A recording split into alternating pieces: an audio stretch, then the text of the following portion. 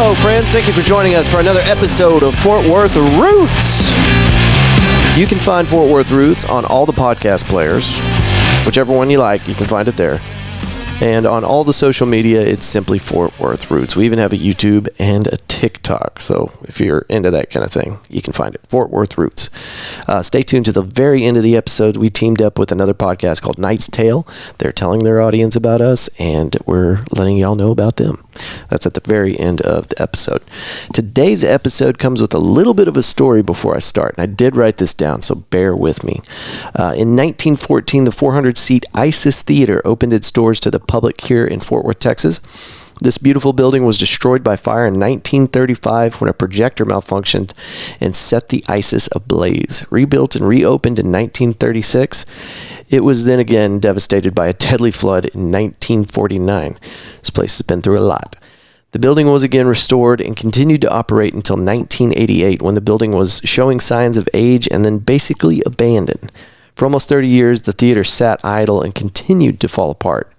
Then in 2016, a visionary couple took it upon themselves to bring the ISIS back from the grave. The restoration process took nearly 5 years, and enhancement projects still continue to this day. Downtown Cowtown at the ISIS Theater is finally open, with live entertainment on the weekends and classic films during the week. If you don't have time for a performance, pop in for a moment and enjoy a beverage at a full-service speakeasy-style bar, open 7 days a week till midnight.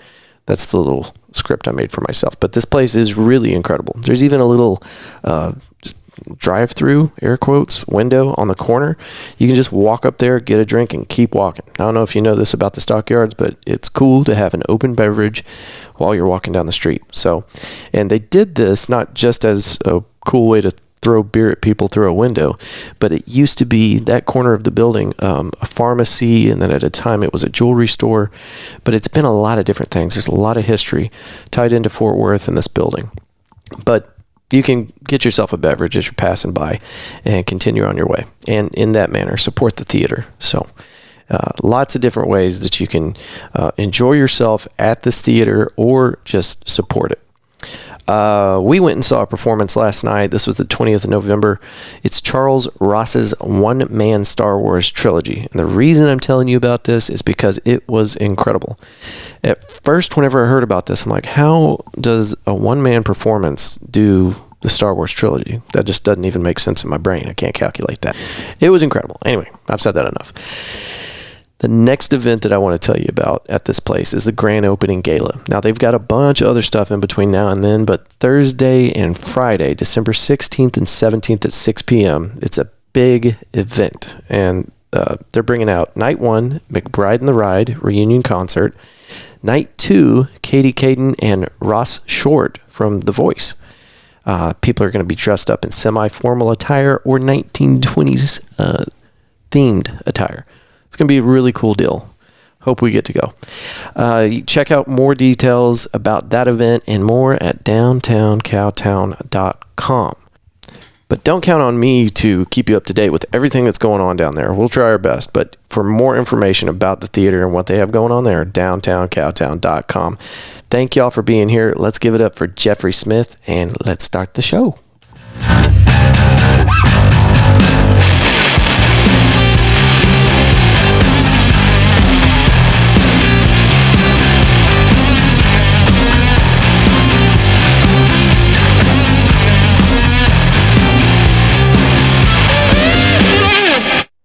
So you started off as educators. Yeah, well, I've been in theater my whole life. I've done theater since I was in, fifth grade, and just absolutely love every bit of it, whether it's being on stage or behind the scenes or directing, producing, whatever. I love every bit of it. I've always enjoyed it. I've always considered it home. It's always what I always come back to. Even if I go and do other things and explore other things and get excited and passionate about other things, that always has been home. That's home. Yeah. We were in education, my wife and I both teachers. My wife, teacher of just about everything, history, English, credit recovery, co-op, you name it. I mean, she's brilliant and was able to do just a whole lot of different types of subjects and was very good at everything that she did. I was a theater teacher. I was a theater teacher for about 14, 15 years. Were you teaching high school, college? High school. Yeah. High school, yeah. And all the time I've always been involved either with, Texas Educational Theater Association, working as their technical director or whatever. And, helping and consulting and talking with folks about how to build their technical programs, how to work with, actors and acting programs and what have you. But after about 14, 15 years, I'd taken a program from 0 kids to about 300 in the theater program, and we were bursting at the seams. Wow. And I loved that connection and working with the kids. I was like, I want more. And so, of course, I went over to the dark side and got my administrator certification. And became an administrator, was an administrator for a while, and that's where, the further up you go, you're pulling the curtain back on the wizard, and was just getting very frustrated and disillusioned and wasn't having as much connection with the kids. Yeah. Which was important to me. But about 2016, my wife and I sat down, we were at a crossroads, and we were just kind of like, what do we really see ourselves doing? And I've always driven by this building. Every time I see it, it just hurts my heart to see that it just hasn't really taken, it hasn't been brought back. Yeah. And I've always had idle conversations about it, always looked at it off and on, but never really could find any information about it. I say that as a sidebar because as we had this conversation, we've got 4 kids ranging in age at this point from 30 to 14. Oh, wow. And we've even said, time and time again, how can we tell our kids with all honesty and sincerity, follow your dreams? That you can do anything you want to if we don't do it ourselves. Right. So as we had this big conversation about what we see ourselves doing, I didn't miss a beat. I looked at her and said, I know exactly what I want to do. I want the ISIS Theater in Fort Worth. I want to be able to restore it, bring it back to its original luster. I want to, have, this beautiful bar downstairs that's open every day that people can come in and hang out and see this beautiful landmark. I want a 500-seat house. I want people to come and experience all forms of art, every theatrical performance, every live music performance. I still want it to be a movie theater because that's what it was to begin with. Just went through all these different things. It was very clear. I saw very clear where I wanted to go. And God love my wife. She looked at me and she said, okay, let's do it. That's awesome. So, and true to form, I mean, everything you just listed off, y'all are doing that. Yeah. So you hit that goal. It was, it's phenomenal. I mean, it really is. We literally 24 hours from the day we had that conversation, we were incorporated as a business. Within 24 hours of that, we had actually found the building and connections to the building that we didn't know we had. Mm-hmm. And then the rest of it was just, building those relationships and enhancing on that. And it would definitely, doors opened the minute we decided this is what we wanted to do. And it was, full steam ahead since then. Now, keep in mind, I said 2016. That's when we started. So 2017, you jump into this, and I got connected with the architect that was looking at the building with previous owners before. His grandfather actually designed the original. His name's Arthur Weinman. His grandfather designed the original ISIS Theater back in 1918. Okay. So there was a really neat connection with him, and we've got a great relationship with him. He stayed with us through this whole process. Oh, wow. He came in saying, okay, it's going to take about 15 months to get this thing done. So my head goes, all right, great, 15 months, let's do it. And then you start doing all the historic research, and I was very diligent and careful, and came in here. I worked daily, just coming in and just seeing what I could find, archaeologically digging, peeling back layers. What can I get out of here before we start, disrupting things and really getting after it? This is 2017? 2017. And how much worse was it than anybody thought? I never thought it was that bad. Obviously, I had glossy eyes. But it was pretty gross. You come in, you've got holes in the ceiling on all 4 corners of the building. You've got piles and piles and piles of rubble. I remember specifically walking in like a kid in a candy store going, oh, and this is going to be over here. Hang on a second, and climb up over a pile, get over to the other side, go, oh, and then this is going to be over here. And then, you're muddling your way through. It was pigeon riddled. It was junk riddled. I do think at one point it was open access, so it was almost a homeless haven. Yeah. At one point, we found refrigerators, shopping carts, all sorts of weird items that were just in the building. But I just saw it as the beautiful building, the bones that were there, and everything. So I kind of saw through all of that. But it was fun, though, when you start taking people on tours and you start explaining that, and they see how gross and how run down, and like, yeah, okay. I'm so glad you've got the pictures of kind of the in-between stage downstairs with the destruction and the debris and everything. I mean, it's so much easier to appreciate this for what it is now, just a beautiful, beautiful venue. Well, I appreciate that. I do. I mean, no detail was spared. You've really... obviously I wasn't at the original, but if it was anywhere near this nice. Well, we were, it's one of those interesting things, because when you look at this building, and it has such a rich history. I mean, been here since 1914 and gone through such a transformation. I mean, 1935 was when it went through its renovation to a 1,000-seat house. 1942, the great flood of Marine Creek, where it actually filled. It was like a lake down there because the theater's actually below street level. What year was that? 1942. I'm going to have to look into that, because that must have devastated the entire city. There are pictures of it. You can go back and look, where this whole area down here, literally in the front lobby downstairs, it was about waist high. Damn. So, and that was just Marine Creek. So a lot of businesses got hit hard during that time. But they readjusted.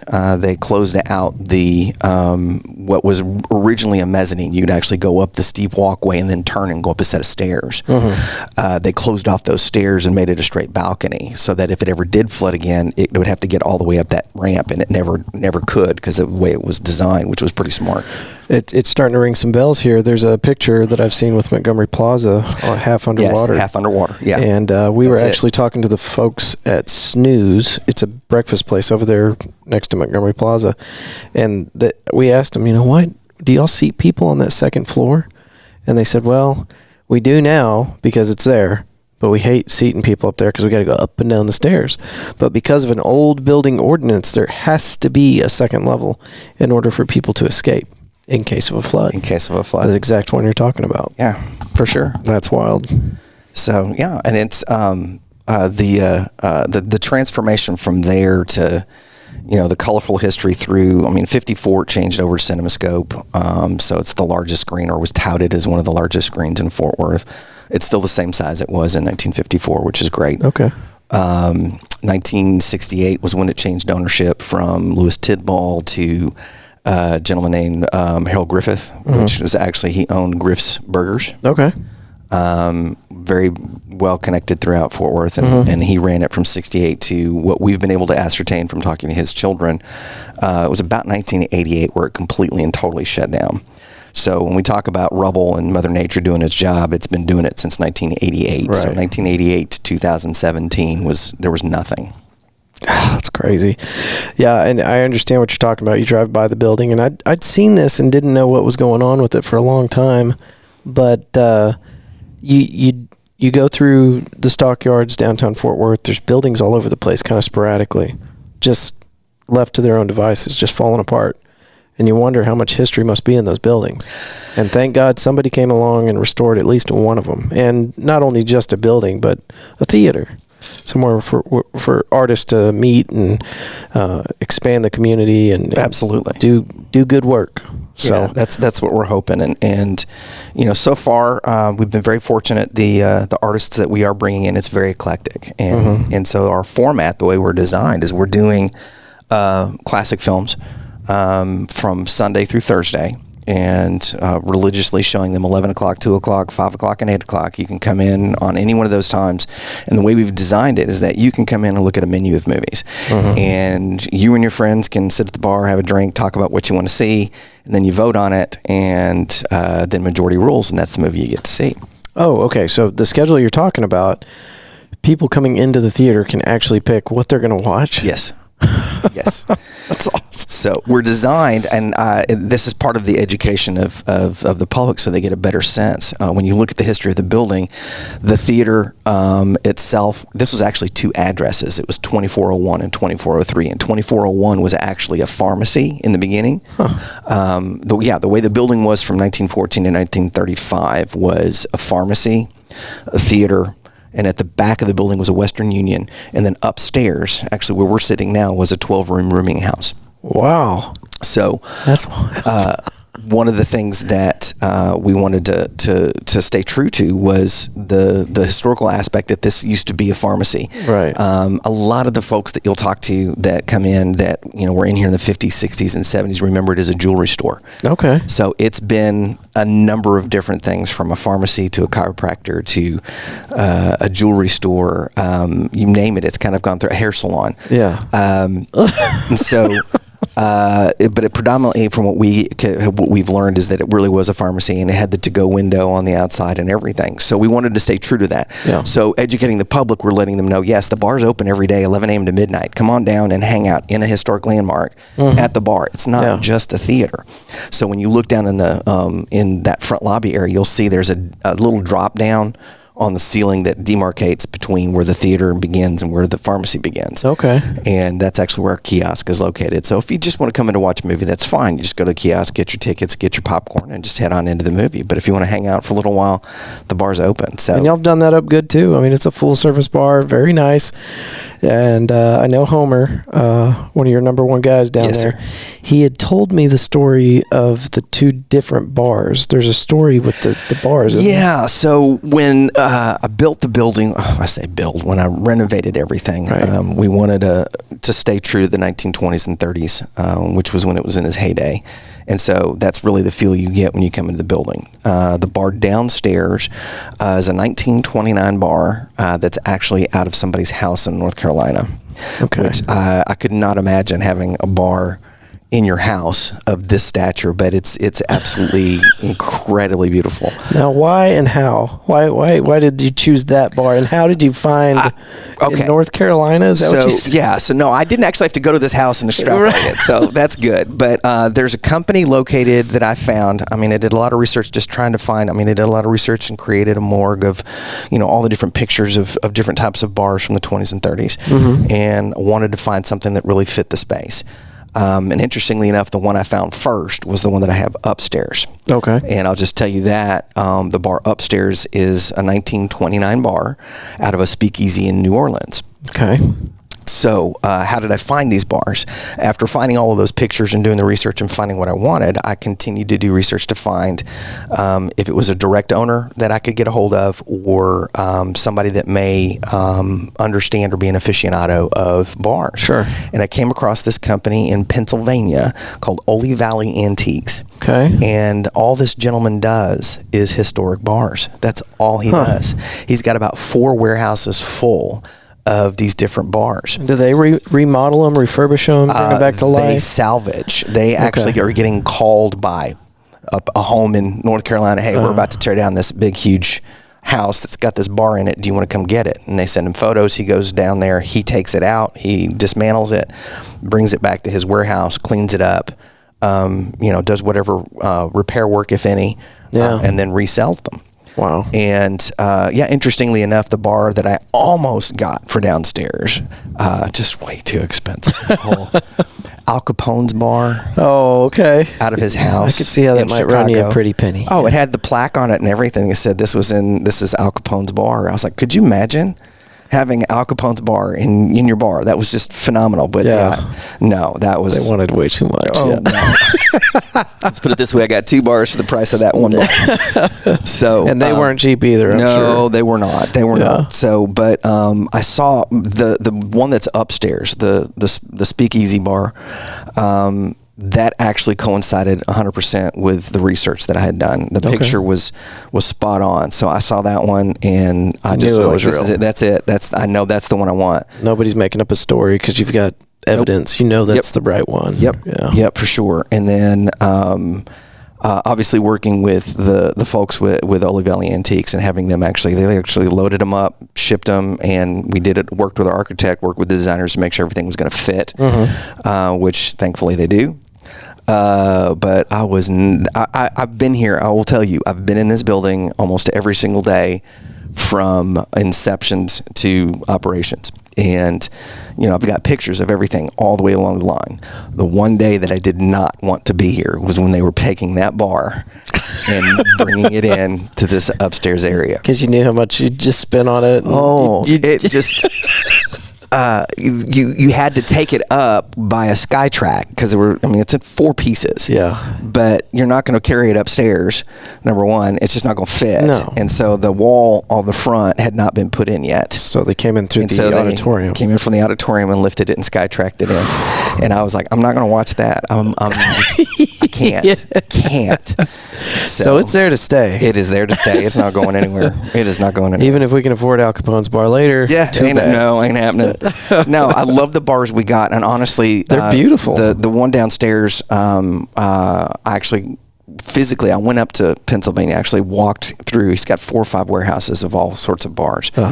And I just was looking for a sister bar that was very comparable to the one upstairs, and this one just emerged, and I was like, this is perfect. This is exactly what I need. So it's awesome. We were so excited. I can't remember when it was, not too long ago, right before you and I talked.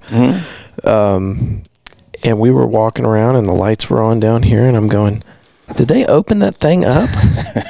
And that's whenever we just kind of wandered in here, and I spoke with Homer, and he's just a wealth of knowledge. But anyway, bring all that up just to say the staff here that I've spoke with, and I've spoke to quite a few of them, surely not all of them, but between them, and I've spoken with, I believe your youngest son was here the other night, and everybody knows how hard you've worked to put this all together. And then from somebody like myself to just walk in here and see those pictures of what it used to look like, and now it's overwhelming to see how much you've done. Well, so thank you, because if you hadn't have done it, they might have already tore this down and started building a hotel or apartment complex. Wow, so people like you are preserving history down here, and we all love the stockyards. For those of us that come down here and hang out, we enjoy it, we appreciate it, and if we don't have philanthropists like yourself, all this disappears overnight. Wow. Because there's people with a lot of money wanting to do a lot of stuff just to turn a profit. So thank you. Well, I appreciate that. Yeah, this is very much a long haul for me. I mean, this was, I knew this is what I wanted to do. This is where I wanted to be as a brass ring. And, I wasn't going to give up on getting this done and done right. Yeah. And so 5 years in the making, anytime it ever got tough, I just would walk into the auditorium and just stand, just sit, just breathe. Yeah. And I just knew, and it just would reinvigorate me, and we'd get back after it, and we'd go back and we'd fix what we got to fix and get trucking. So we're thrilled that we are at this point. We're excited that we're open. We're excited that we can be a part of the history of Fort Worth. I will say, as a side note, the city has been phenomenal in their support. City Councilman Flores has been amazing. If there's ever been a question or concern that I've had, or anything that I've had to learn about walking things through or getting things addressed, they've been Johnny on the spot. Awesome. A lot of people were telling me from the beginning, like, oh, be careful, you got to work with the city. I never experienced a negative exchange with anybody. And a lot of that's got to come from the community wanting to see this thing put through. I think so. I think that we're incredibly supportive of that. And that's been something that I was very appreciative of. And so we're hopeful that, we can give back with that process. We like the fact that we can expand Exchange. It's no longer just Main Street and Exchange. You got a little bit further down, but not that much. It's just a block. And you're right off Exchange. Yeah. It's real close. We went and had lunch and hung out down on Exchange, and then we looked at the watch or the phone. Now we don't use watches anymore. That's about the same thing. Yeah. 1:30, and I'm like, we gotta go. She's like, it's right down the street. So we left the restaurant at 1:30. We were here by 1:35. Awesome. So, and that's with waiting on the traffic to cross the street. Oh my gosh, yeah, that's kind of crazy. So, So I've had a business myself. I ran it for about 3 years independently and decided to shut the whole thing down because it was just a nightmare. And I'd get people all the time that would tell me, oh my God, we're so proud of you. You're doing so many amazing things, as if I'd already reached the finish line. Like I've already established my business. I'm doing a great job, which wasn't the truth. I knew, because I was the one with my hands and everything, that this whole thing could fall apart any second.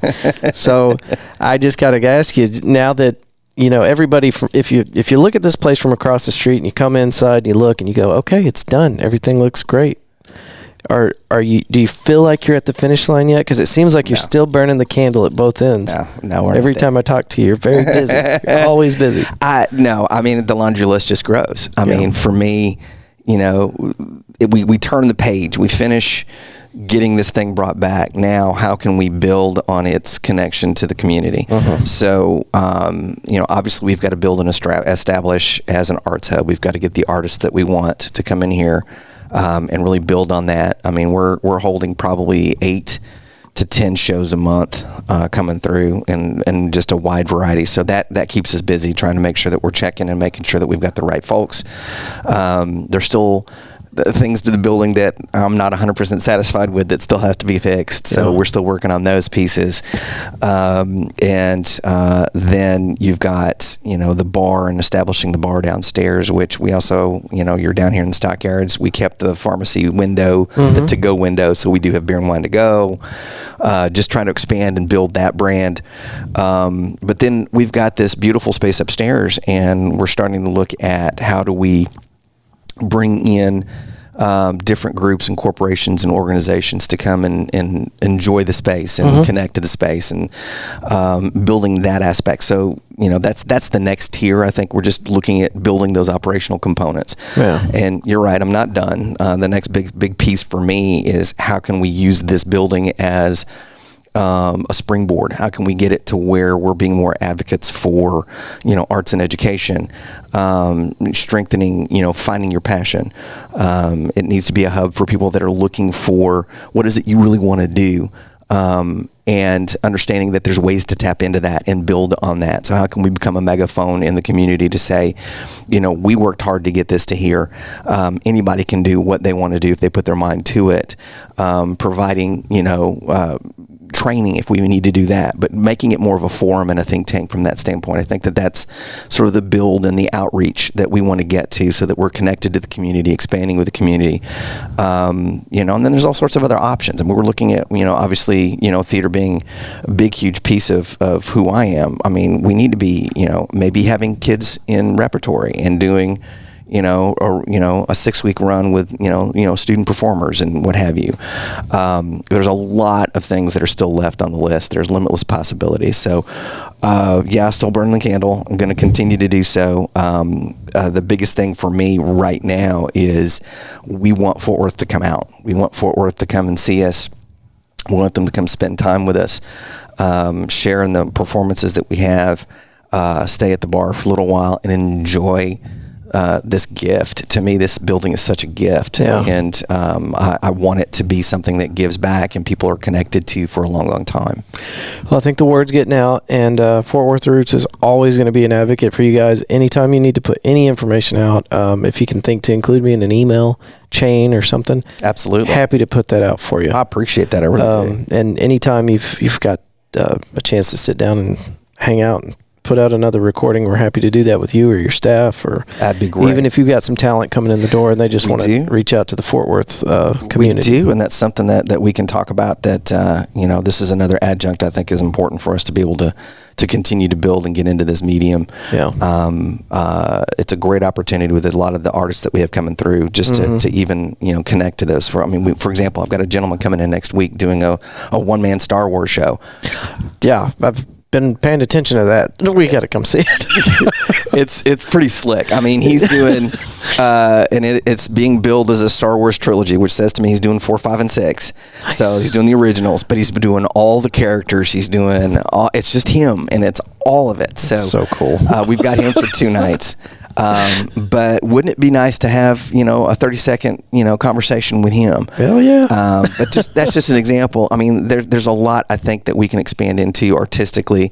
And again, getting back to that consistent message of, the importance of art, the importance of connecting to that, importance to expressing your passions, and tapping into those resources and building on those resources. I think that's incredibly important. Yeah. Well, and you're being kind of humble, because you're talking about all these goals that you have, but you have the the International Film Festival here Lone today? Star Film Festival, yes. Lone Star Film Festival. Which is part of the international... That's a good question. I would be speaking out of turn. Chad would be the best person to talk to on that, Chad Matthews, who's running this whole thing. But, I mean, it's big. Yeah. It's been great. Yeah, it is international. I mean, we had a film that we showed Thursday night that came from Russia. That's so cool. We had, there was a flamenco, I think. It was out of, I don't know if it was Mexico or Spain. That was last night. But yeah, international, yes. I mean, all sorts of filmmakers have been through the building for the last couple of days, and we're so excited to host them. It's a great space for them. It really is. You guys just opened the doors in June or July? I would have to say closer to July. We did host in June. We hosted the premiere of 12 Mighty Orphans. Okay. And that was like the very first of June, and so I really look at June as our soft open, where we were just really getting our sea legs. So really kind of going full bore between July and August. I understand intimately how hard it is to get in contact with people to let them know about a thing in order to get on board with their project. So you must have been doing work to get people in the door far before June, July. Coordinating and scheduling and we actually we were originally scheduled to open in January, and that just didn't work out. I mean, with COVID, deliverables were a nightmare, and but we were already behind the scenes working hard, and we had shows set up and booked for, all the way through March, and then we had to call every one of them and say, look, COVID issues and everything else, we're supposed to be open. Can we reschedule you? And just about everybody was gracious and said, sure, we get it. Yeah. And so we just kind of took where we were going to start and just pushed it back. And we originally started with, we had two major galas or celebrations that we wanted to start the year and kick off with, and it just wasn't going to work. So we were very flexible, and we said, okay, we still want to do these, but let's do them in December at the end of the year, because we know we'll be open. Let's do a celebration of the building. Let's invite everybody to come out. It will help us financially, just because the tickets are a little more expensive, but we want them to, it'll help us, but it'll get people connected to the building and really celebrate that it's open. And so we had Katie Caden from The Voice scheduled, and when we flipped it to moving it to December, it's now an even bigger show, because now it's Katie Caden and Rose Short, who was also on The Voice. So now we've got both of them coming, which I couldn't be more excited to have them to come sing in our space. I guess I got confused. You're talking about this upcoming December. Yeah. Oh, 4 or 5 weeks. 5 weeks from now. Yeah. Awesome. Okay. So, we're just trying to do that as a real, we're here. Yeah. We're so glad we're here. Come join us for a celebration. We'll valet your car. We'll give you a couple of drinks. We'll give you some food. We'll tour you of the space, and then come sit and enjoy a phenomenal concert. Yeah. We've got, like I said, Katie Kane and Rose Short's one of them. The other one is McBride and the Ride, and they're on a reunion tour. And I don't know how familiar you are with McBride and the Ride, but I'm not. Really big in the 90s, and just a great country western band. I think at one point they were playing with Vince Gill for a long time, then did their own thing. But two phenomenal groups. Shows the versatility of the space and allows people to really just... And I don't know if we mentioned it yet in this recording, but the screen comes up and you have a full stage. That's correct. Okay. And those are the performances you're talking about. Yes. So our screen, we, like I said, we do movies Sunday through Thursday. Then that screen flies out, and our stage is a true full performance stage. It's 30 feet deep. It's 45 feet wide. It's, it works for just about everything you want to put on it. I mean, and I was looking at the equipment and the rigging and everything. It's all very professional. Like, it's obvious that you knew what you were doing here. Well, thank you. It's not hanging by baling wire as if I put it together. But it's seriously, everything is just very professionally installed. And I mean, you have a great sound system from what it looks like. I haven't actually sat in there and listened to a movie or seen a performance yet, which we're going to correct soon, but it looks very, very impressive. Well, I appreciate that, and we worked hard to make sure that we did it right. I wanted to make sure that our performers, I'm adamant about making sure that their experience is just as good as the the patrons' experience. You want them to come back. Well, for sure, but we want them to spend their time worried about their show. Right. They shouldn't be worried about whether the lights are going to come on or whether the microphone's going to work or, the setting on stage is appropriate. They should literally be able to come plug and play. Yeah. We've gone the extra mile. I've got, a hospitality staff that will take care of them from inception to leaving. So literally, once we have them set on the calendar, those hospitality folks take over. They make sure that they're picking them up, getting them here, getting their food, get them settled so they're just comfortable. That's outstanding. So they don't have to do is just worry about when they get here, just, get on stage, sound check, and go after it. Yeah. So, Perfect. And then I've got a real strong technical crew that, they've got everything set and ready to go. Yeah. So literally, our sound checks, some places you go, it may take a long time to do it. Short and sweet. We've got it set. And it's got a good system. They get them in. They're very comfortable with what they're doing, and we just rock and roll. So perfect. I got one more question, but I don't know if it's allowed yet. So if it's not, just tell me and we'll cut this out later. But Homer cued us in on the ghost. Okay. What do you want to know about the ghost? Well, do you have a story there? I have lots of stories there. What theater exists on the face of the planet that isn't somewhat haunted? They're just not. And this one's no exception. And I know, some people think, what are you talking about? But I can speak firsthand. When I told you back in the beginning of this that I did a lot of archaeological digging. I mean, I came in here by myself and working through rubble and finding stuff. And I have seen her on 2 occasions. Seriously. Now, just recently, y'all did a screening for Ghost Hunters? Mystic Ghost, yes. They did a whole paranormal investigation, came in and did the whole building and found all sorts of stuff. And they verified that there was a female here, verified that she is somehow connected with me or at least protective of me. And just a lot of just interesting things happen. And I mean, nothing's ever been bad. For me, nothing's ever been bad. I always feel very comfortable. You're actually sitting in the general vicinity where she hangs out. This is kind of her room. So we call it Marjorie's room. The green room is Marjorie's room. That's right. No one told me that. We've been in here hanging out willy-nilly all by ourselves. She doesn't mess with people. She doesn't hurt people. She's not a poltergeist. She's not negative. Yeah. And she's very protective of the space. I mean, there's I can tell you of the story of the gentleman who was the caretaker of the building. His name was Tex Bentley, and he would come in here and take care of the building. And on several occasions, he'd come in here, he would hear a woman weeping, and try to find it. He'd be standing in one spot and be weeping, whatever. So he goes because he thinks there's somebody in here. Yeah. And then could never find anybody, but obviously hair stands up on the back of your neck. You're somebody crying and you can't see anything. Oh, I'm good. I'm out. Yeah. He said that after I had come in the building and had done that walk that I told you, where I was literally climbing over and saying, "This is what I want to do, and this is how I want to do it." He said from that day forward that they never heard crying again. That's wild.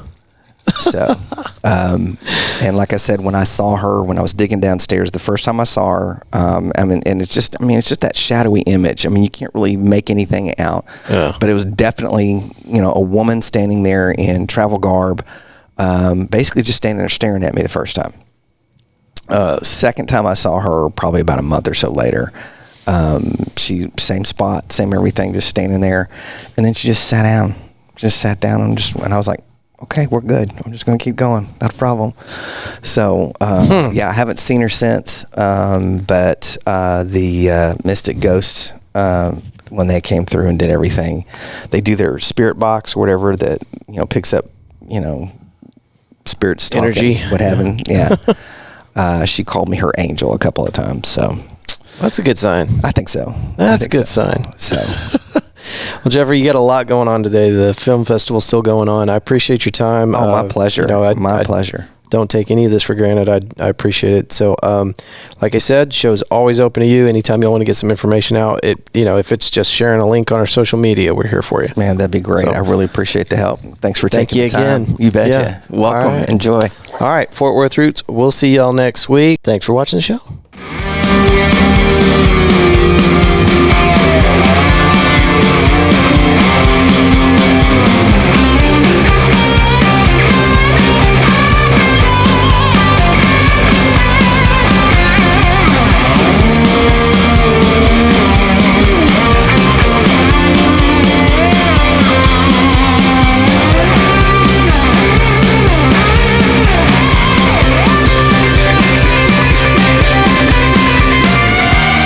A huge thank you to Jeffrey for letting us come out and do this recording with him. I'm blown away by what's going on at this theater. You guys have got to check it out. It's right there in the stockyards before you get to Exchange if you're heading north up Maine. What else? DowntownCowtown.com. Go check it out. Do not forget the grand opening galas Thursday and Friday, 16th and 17th at 6 p.m. Get your tickets now. I'm sure this event's going to sell out. This is going to be really cool. Comes with food and drinks and a tour of the facility and 2 really great shows. So that's going to be awesome. When you go in to check this place out, look at the pictures on the walls.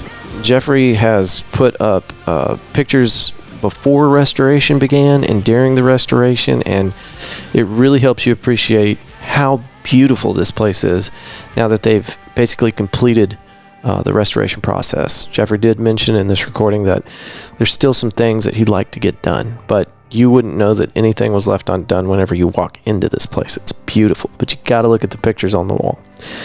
Another thing I want you to do is whenever you sit down in this theater, I want you to look over your shoulder up at the wall in the back where he has preserved 2 rows of the original seats that were inside the theater. Whenever he went to clear the place out, he kept them and he's put them up on display at the very back of the theater. I thought that was a cool touch.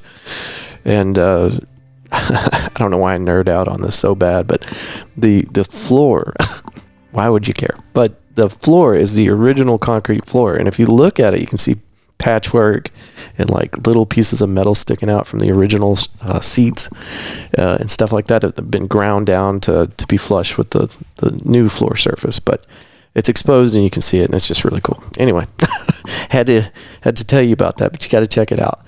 And like I said, if at the beginning of this episode, if you can't spend the money to see a show, or you don't have time to see a show, you can always just come in and check out this really awesome bar that they've got right there.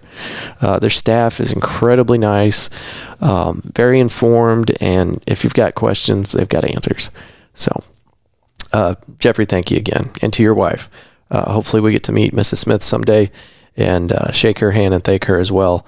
You guys have done an incredible job with the place. Thank you. And another big thank you to A Night's Quest podcast for teaming up with us to kind of let each other's audience know about one another's podcast. Their trailer plays here in just a second. Thank y'all for listening to the show. Every single time you listen to one of our episodes, it shows up on an interactive map. I can see kind of the general area where you're from, the state, the city, the corner of the globe. So whenever you listen or download an episode, stream it, whatever, I get to see that, and I appreciate it. Every time one of those little lights pops up on that map. Thank you. And subscribe to the show. We do these every Monday. This week we actually released 2 so that we could get Downtown Cowtown at the ISIS Theaters episode with Jeffrey Smith out as quickly as possible, because we want to help promote that business and make sure that it's successful, not just for Jeffrey, but for the community and for the theater as well. So we rushed this one out, and maybe in the future we'll do more than 1 episode a week. But before I commit to that, I got to make sure that I can pull it off. That's it. Thank y'all for being here. Thank you for listening. I will see you next week. Bye.